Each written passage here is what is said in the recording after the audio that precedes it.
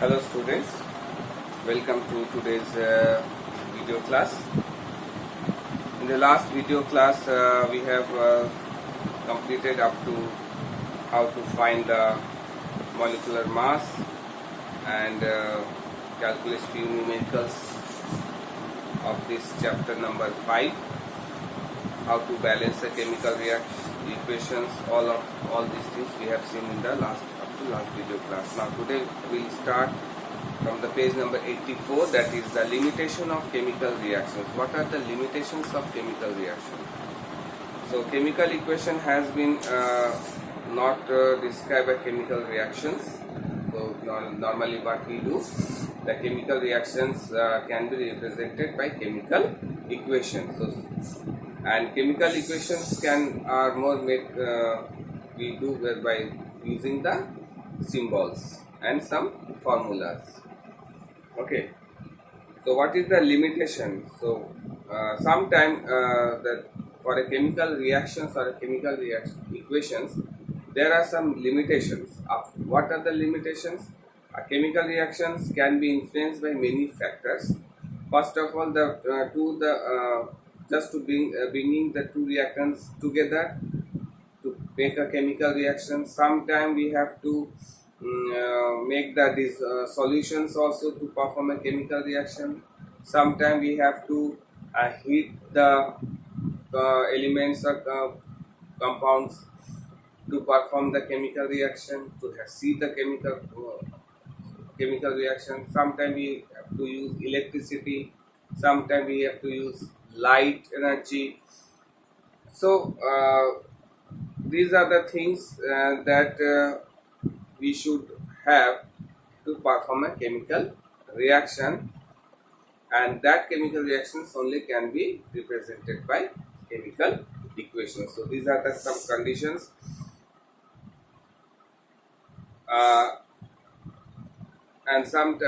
Okay, the next is the how to make a chemical reaction more informative. Chemical equations can be made more informative, as we have seen that in a chemical reaction so many times the state of the elements or compounds changes. When before reaction, suppose first example is given, carbon dioxide plus H2O. So CO2 plus H2O, it gives carbonic acid, H2CO3. It is carbonic acid. So here what you see, carbon dioxide is a gas, water is liquid, means aqueous, but this carbonic acid is again a liquid. It is again a liquid. So you can make the equation more informative by writing whether the reactant parts are solid, liquid or gaseous state, and what is the state of the product which we are getting after the reaction. So this is one way of representing the reaction, making the more informative. Now, if there is an evaluation of gas, how will you show that? For example, it is given Mg plus H2SO4. On reaction, it gives MgSO4 plus H2. Okay. Now, it is the hydrogen gas has evolved here. H2SO4. It is a magnesium is a solid state. So we can write for solid state S. H2SO4 means hydrochloric acid. Sulfuric acid is a liquid, so we can write L. Now MgSO4, it will be also L. Now hydrogen gas is gaseous, so put the arrow mark upward direction. Upward direction shows it is a gas. Evolution of gas. Now this is another way of making the equation more informative. Next is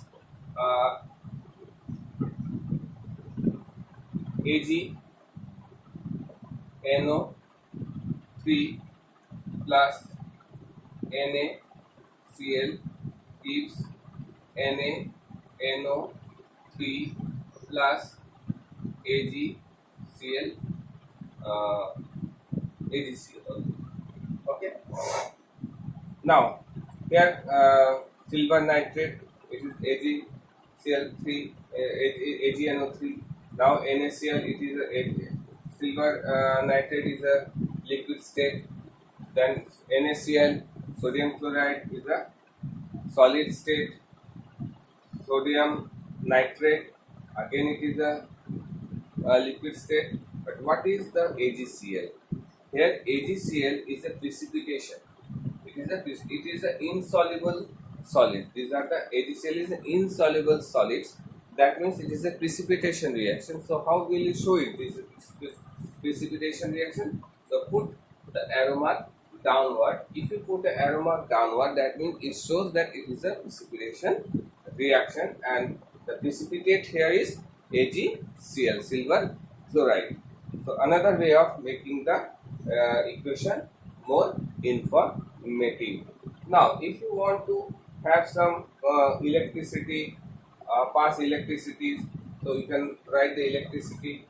Suppose H2O, when electricity is passed, you just write electricity. That means it is an electrolysis process. It will give H2 plus O2. So whenever you write the equation, always write the balanced chemical equation. But here I have not written the balance. You can write the balanced equation like this: 2 and 2. Okay. It is another way of showing the process of electrolysis. It is an electricity process. So again we have made the equation more informative by writing the condition of the reaction. So electricity is passed through the acidulated water. Now sometimes we are using some acids. Suppose here I written we have used H2SO4. Generally acids are two types. One is the dilute acid, another is the concentrated acid. Dilute acid means the percentage of water is more than the acid, but in a concentrated acid it is a the percentage of water is less than that of the acid.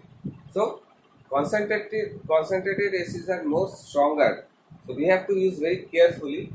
So whenever we write a acid, about the acids, we should mention which type of acid we are using, whether it is a dilute acid or a concentrated acid. So how will you write it? Suppose if I take an example, Zn plus HCl. Okay, it is a hydrochloric acid, so it gives ZnCl2 plus H2. Okay. So again hydrogen gas is there. You can write the arrow mark above this evolution of gas. But now what is about this HCl? Which type of acid it is? Well, it is a dilute acid or concentrated. If it is dilute, just write DIL in the bracket. Just write DIL in the bracket. That shows it is dilute acid, which is less stronger acid. But when you are using the concentrated acid, just write here conc. If it is concentrated, you have to write H2SO4 conc. You have to write H2SO4 like this. Generally we use H2SO4 as a concentrated acid. That's why I have taken the example of H2SO4, not in the case of HCl. So you have to write conc H2SO4 or conc HNO3. We write about in HNO3. Generally we are using the concentrated acids here also. Now again we can make the equation more informative by using this. Now the next very important part of information, that is the catalyst. As you know that sometimes some reactions are very fast and sometimes the reactions are very slow. So to control both the thing, we need to have control over the reaction. If it is very fast, we have to make it slow. But if sometimes the reaction is very slow, it will take long time for the reaction to happen.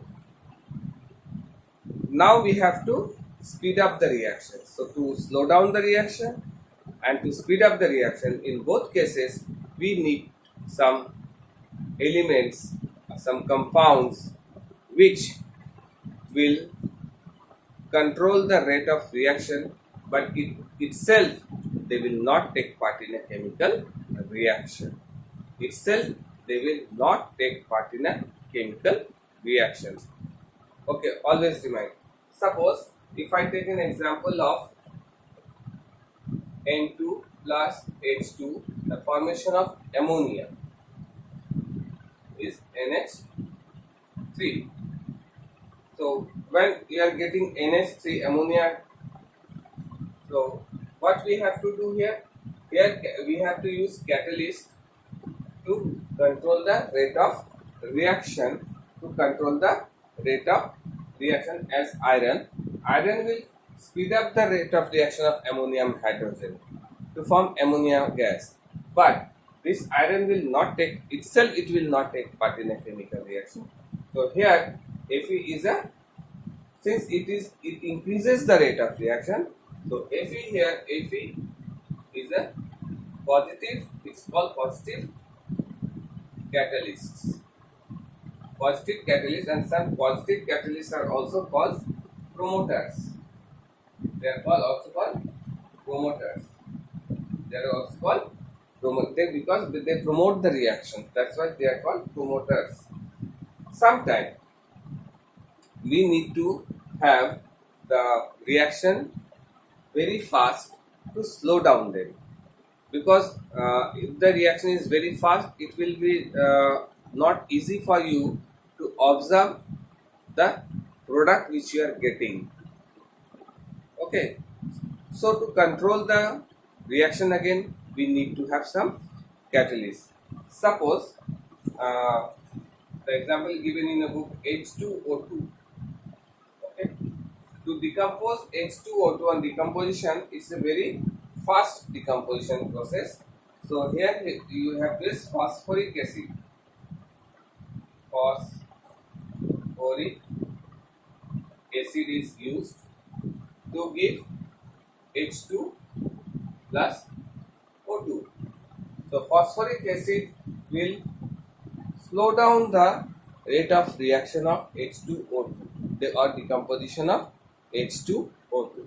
So here phosphoric acid is a negative catalyst. It is a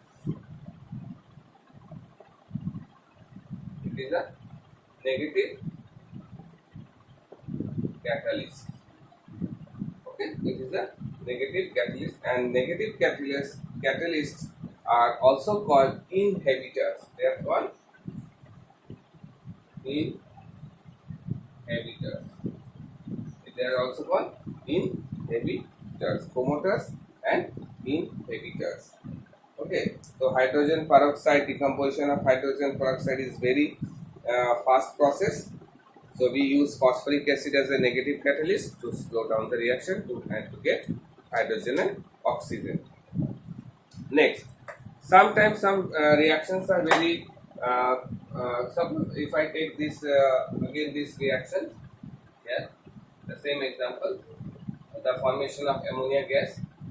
Iron, we are taking iron as a catalyst is fine, but the reaction of nitrogen and hydrogen, it is a reversible reaction. Why it is a reversible reaction? Because generally we do the reaction at 500 degree Celsius and 200 atm. Okay, 200 atmospheric pressure.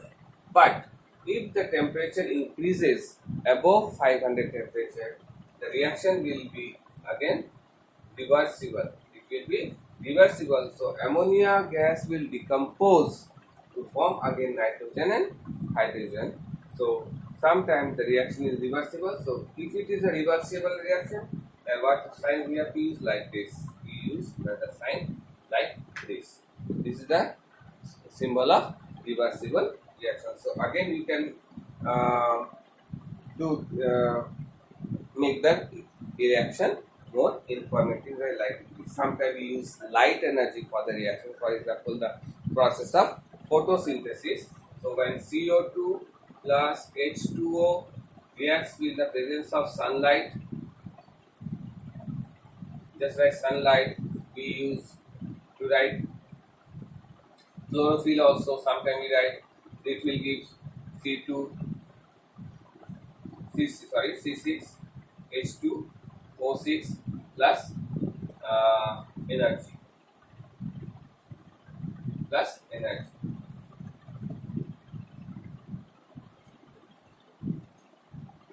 C6H12O6. Okay. So this is sunlight we are using. So we have, if you write sunlight here, that means it is the process of photosynthesis. Now, sometimes heat energy is required for a chemical reaction, or in some reactions heat energies are get evolved, or sometimes heat energy is required for a chemical reaction. For both of the reactions, we can write the information on the in the equation to make it more informative. I will write it like write that. Suppose if you take an example of Fe plus S. So mixture of Fe, sulfur and iron is a physical chain. But when you heat it, when you this is the sign of heat. When you heat it, then only you will get FeS, iron sulfide. So that means it is an endothermic reaction. Heat is required for this chemical reaction. So it is an endothermic reaction. Heat is evolved here. So for some time decomposition and reaction also, suppose CaCO3, when you heat it, when you heat calcium carbonate, then it will split into calcium oxide plus carbon dioxide. So CaO plus CO2. So in this way you will get the heat is required for some reactions. So put the sign of heat, or you can just simply write the heat word also. So it is an endothermic reaction. But in some reaction we no need to have a we don't need any heat energy, but we get the heat energy. It evolves, it liberates the heat energy. For those, we can also write what the heat energy you are getting. For example, CO2 plus H2 plus CH4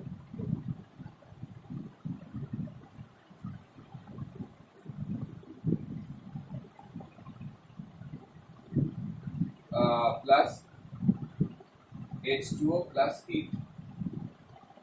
Means when carbon dioxide reacts with hydrogen, it gives ammonia plus water. When carbon dioxide reacts with hydrogen, it gives ammonium gas with water, and some heat energy is liberated. So since here heat energy is liberated, so it is an exothermic reaction. It is an exothermic reaction. Okay, in this way you can show the reaction. Now, sometimes we use to have electricity also for decomposition reaction. So many, suppose to decompose the NaCl, sodium chloride, to decompose we use electricity. So you will get Na plus Cl. You will get Na plus Cl. So it is electricity is used, and the process is called electrolysis. Next, the last one is the use of pressure. In the first, the preparation of ammonia gas. I have shown you for that reaction we need the pressure of about 200 atmospheric pressure. So while writing that how much amount pressure is required, you can make the reaction more informative. One example is also given in your book, that is when carbon dioxide with water, CO2 plus H2O at high pressure, it is intended in high pressure. in high pressure, it will give H2CO3, it will give carbonic acid. Otherwise, carbon dioxide and water is also, if light energy is passed through it, it will form a, it will give, oxygen and glucose with liberation of heat energy. But here, if the same reaction, if you pass the, if you perform this experiment at a high pressure, what you will get? You will get carbonic acid, H2CO3. So, while writing a chemical equation, always remember to write these informations also, because if you write this information, your equations will be look more informative, and it will look decent also, and your teacher will not get any chance to cut your marks in your examinations. Okay, I hope you have understand what I have taught you in today's video class. Okay, if you get any doubts, please call me or text me in my WhatsApp. After that, I will give you some questions in your assignment to do those questions also. Okay, thank you.